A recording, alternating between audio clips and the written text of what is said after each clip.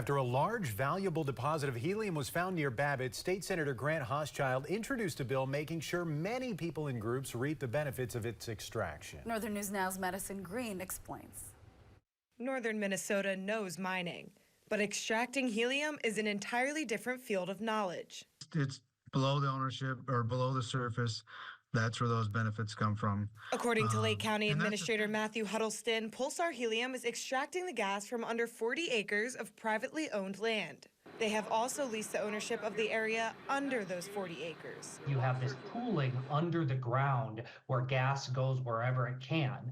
And so even if you're drilling from a private well on private land, the idea is that this gas is actually coming from possibly state land, school trust land, other areas. The bill introduced by Senator Grant Hauschild in March hopes to outline a framework to ensure the correct parties reap the benefits of the helium extracted from their underground properties. What we're putting together with this bill is a royalty and pooling agreement whereby we can try to analyze if it's coming from state land and what the proceeds should be back to the state, county, and schools. Although a royalty structure has not been established, Huddleston says they could be very beneficial to schools and taxpayers. 80% will go local, with the majority of that going to our school district.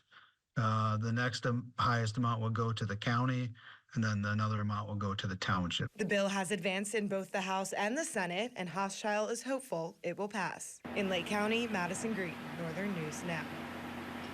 Pulsar Helium in a statement said that we welcome the introduction of the bill and look forward to continuing our work with the state and the people of Minnesota on this exciting new development.